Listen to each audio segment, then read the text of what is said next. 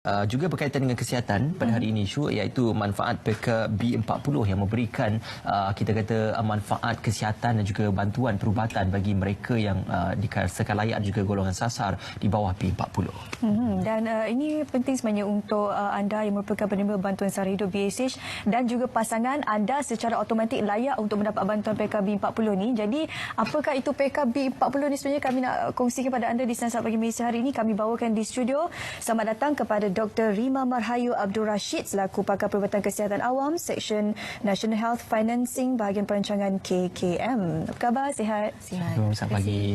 Baik, mungkin mereka yang ingin mengetahui diwar-warkan secara automatiknya mereka yang menerima BSH atau bantuan sara hidup itu akan layak untuk mendapat bantuan PKB40 ini. Tapi untuk mengesahkan bahawasanya seseorang individu itu layak, apakah antara prosedur yang perlu diketahui oleh penerima bantuan? Untuk penerima bantuan sara hidup rakyat ni, mereka boleh layari website laman sesawang PKB40 di www.pkb40.com.my. Dekat situ ada laman web yang dia boleh isi IC number dan daripada situ dia boleh tahu sama ada dia layak atau tidak untuk menikmati manfaat PKB40 ni lah. Okey, jom kita cerita dengan lebih lanjut berkenaan PKB40 ini. Apakah sebenarnya program ini? PKB40 ni dia short form untuk peduli kesihatan kumpulan B40. Jadi kita panggil PKB40. Apa PKB40 ni? Daripada KKM, kita sebenarnya nak fokus untuk menampung keperluan kesihatan kumpulan B40 melalui penekanan terhadap pencegahan penyakit-penyakit tidak berjangkit. Penyakit-penyakit tidak berjangkit ni macam kencing manis, darah tinggi, kolesterol tinggi. Jadi kalau boleh kita nak saring awal, kesan awal dan rawat awal. Sebab kenapa kita nak buat benda-benda ni? Sebab kita nak elakkan komplikasi penyakit-penyakit tidak berjangkit ni macam serangan jantung, stroke dan kegagalan buah pinggang. Sebab kalau kita compare kalau kita membandingkan kos untuk merawat penyakit-penyakit tidak berjangkit ni, ia lebih murah kalau kita rawat awal dibandingkan kalau kita nak rawat komplikasi-komplikasi yang berkaitan lah. Contohnya kalau secara average untuk satu pesakit rawatan untuk ubat-ubatan dia tu di hospital KKM adalah kira-kira RM700 setahun. Tetapi sekiranya pesakit tersebut mengalami kegagalan buah pinggang dan memerlukan hemodialisis, kos untuk rawatan dialisis tu setahun adalah kira-kira ringgit Malaysia 30,000 di hospital KKM itulah. So ada itu bezanya. Jadi kalau lebih ramai kita saring, lebih ramai kita rawat awal, lebih banyak kos yang dapat kita jimatkan. Okey. Tapi untuk tujuan bagi mendapatkan bantuan di bawah PKB40 ini, adakah semuanya layak ataupun hanya ada beberapa kota saja yang ditetapkan untuk pemberian itu? Skim PKB40 ni adalah berdasarkan siapa cepat dia dapat. Sebab kita ada kota untuk bajet untuk tahun ni adalah kira-kira 50 juta yang diperuntukkan daripada Kementerian Keuangan untuk program PKB40. Jadi siapa cepat dia dapat. Jadi datang cepat-cepat, kalau layak datang cepat untuk buat saringan supaya dapat menikmati manfaat-manfaat lain ni lah. Sebab dalam PKB40 ni ada 4 manfaat. Yang pertama adalah saringan kesihatan secara percuma. Yang kedua adalah bantuan alat perubatan. Ada 10 alat perubatan yang kita berikan kepada penerima manfaat. Ada list bahan-bahan tu lah, barang-barang tu lah. Dia ada yang berkaitan dengan pembedahan dan yang tidak berkaitan dengan pembedahan. Yang ketiga adalah insentif untuk melengkapkan rawatan kanser. Dan yang keempat adalah insentif tambang pengangkutan. Yang keempat ni dia berkaitan dengan yang kedua dan yang ketiga. Jadi kalau dia layak untuk dapat 2 dan 3, dia layak untuk memohon insentif berkaitan dengan rawatan untuk manfaat 2 dan 3 tadi. Okey. Untuk mereka meneruskan proses bagi mendapatkan bantuan daripada program PKB40 ini, adakah mereka perlu membuat bayaran terlebih dahulu ataupun bagaimana prosesnya kalau boleh tak perlu. Sebab semua adalah percuma. Saringan kesihatan juga adalah percuma. Boleh buat di mana-mana. Sebab kita ada kira-kira 2,600 klinik yang berdaftar dengan PKB40. 1,600 adalah klinik swasta di seluruh Malaysia dan kira-kira 900 adalah klinik kesihatan kerajaan lah. Jadi penerima manfaat boleh pilih nak pergi mana-mana yang terdekat dengan rumah. Tak payah puasa dan percuma. Okey. Jadi tadi disebutkan tentang bantuan bagi untuk rawatan kanser dan juga untuk beberapa alatan perubatan. Ya. Adakah termasuk juga untuk bantuan bagi yang mereka yang dimasukkan ke hospital dan juga untuk perbelanjaan seperti itu?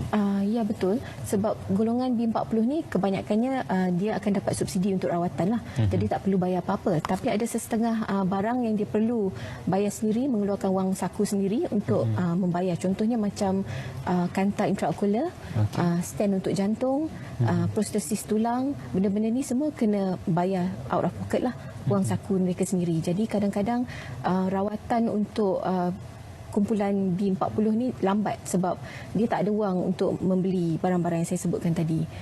Jadi kita bagilah barang-barang ni secara percuma sekiranya disahkan oleh doktor yang merawat yang mereka layak untuk mendapat barang-barang ni. Tapi perlu melalui rawatan di hospital KKM. Okey, bagaimana untuk mereka mengetahui bahawa hospital KKM tersebut berkolaborasi bagi program PKB 40 ni? Sebab kadang-kadang yelah mak ayah kita yang dah tua ni mereka tak tahu, kadang-kadang nanti nak berjalan jauh untuk mendapatkan perubatan tersebut. Jadi bagaimana untuk kita war-war kepada mereka ini adalah klinik berdekatan dengan mereka yang mempunyai program tersebut? Boleh layari laman sesawang yang saya sebutkan tadi. Dalam laman sesawang tu ada list hospital yang terlibat dan juga klinik-klinik yang terlibat. Jadi kalau boleh pergi buat saringan dulu. Bila dah buat saringan, kalau katakan kalau doktor dapati pesakit tu memerlukan kanta mata, ada cataract, kena buat operation, memerlukan kanta mata, dia akan refer ke hospital yang terdekat, hospital KKM yang terdekat untuk rawatan selanjutnya. Itu contoh. Berapa kosnya pun akan ditanggung secara percuma? Ya. Tidak ada had untuk setiap individu untuk kos itu? Kita ada had limit untuk manfaat kedua ni, 20,000 seumur hidup selagi dia adalah di bawah data bantuan sara hidup lah.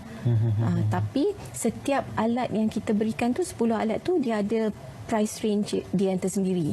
Yang itu doktor kena check dengan Protect Health yang menjalankan peka B40 ni lah. Okey. Ya. Bagaimana untuk mereka juga mengetahui bahawa masih lagi mempunyai peruntukan untuk mereka mendaftarkan diri mereka dan menggunakan perkhidmatan PKB sebab difahamkan ada jumlah yang tertentu, siapa cepat dia dapat katanya. Jadi ini Januari, mungkin kita tak tahu kuotanya sudah habis bila kan. Kalau kuota dah habis mungkin kita buat pengumuman lah. Di laman sesawang tu pun akan dimaklumkan. Tapi kalau boleh datang buat saringan cepatlah. Jadi kalau perlukan ramai permintaan, kita akan tambah peruntukan untuk buat saringan ni lah.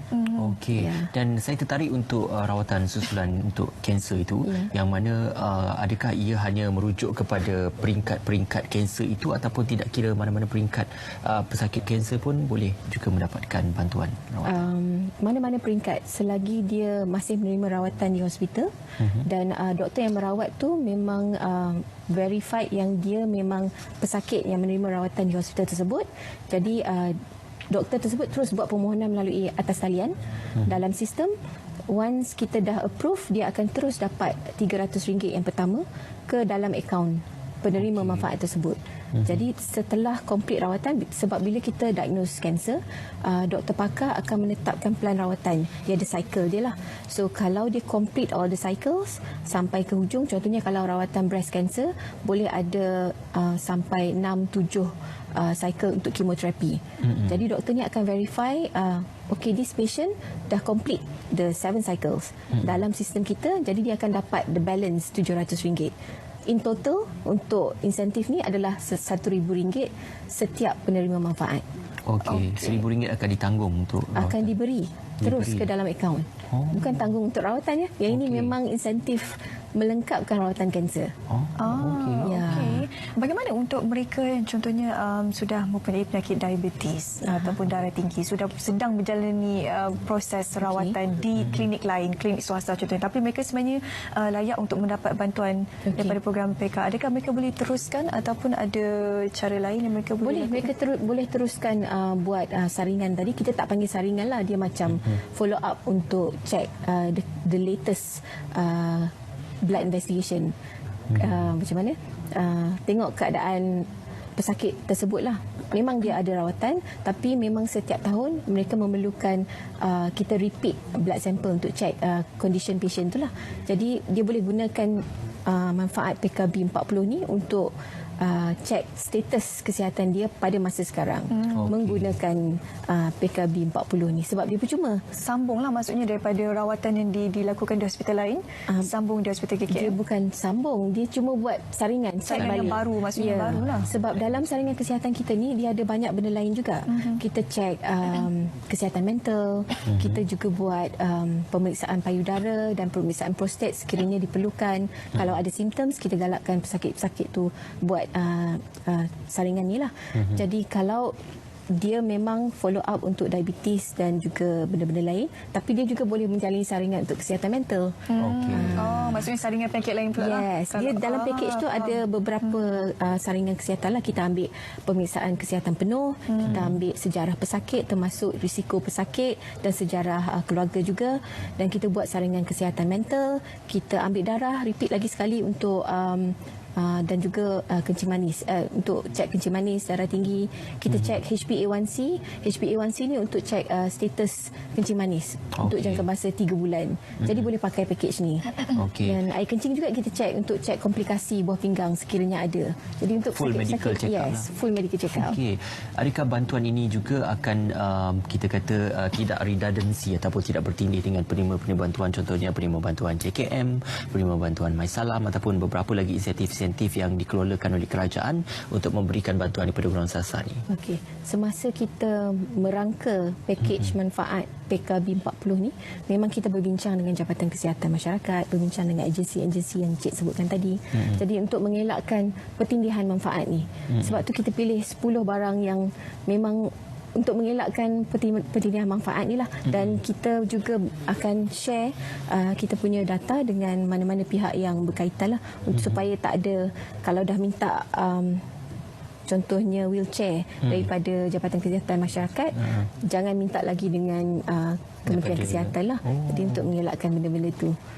Sebab kalau ikut Kementerian Kesihatan punya list barang wheelchair tu, it's tak sama dengan barang yang diberikan oleh Jabatan Kesihatan Masyarakat.